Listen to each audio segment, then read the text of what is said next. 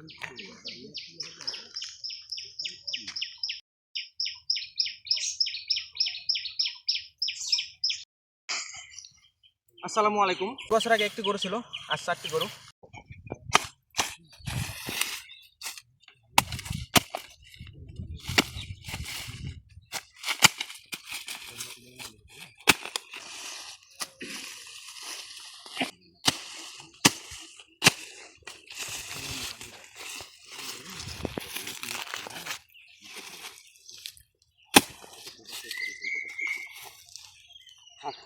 যেখানে দেখিবেন ছাই উড়াইয়া দেখেন ভাই, পাইলেও পাইতে পারেন অমূল্য রতন।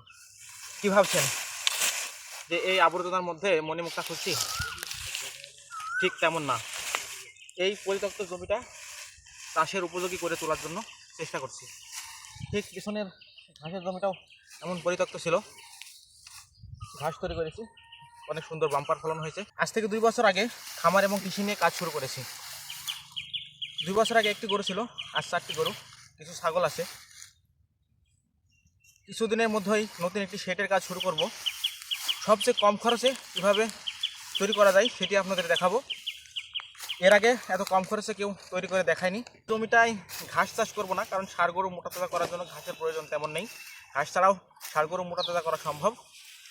ভিডিওটির উদ্দেশ্য হচ্ছে গরুর খামারের পাশাপাশি আপনার ছোটো ছোটো ইনকামের পথ তৈরি করতে হবে, যেমন ছাগল পালন, অন্যান্য চাষাবাদ কিছু করতে হবে এবং গরুর খামারকে ধীরে ধীরে এগিয়ে নিয়ে যেতে হবে।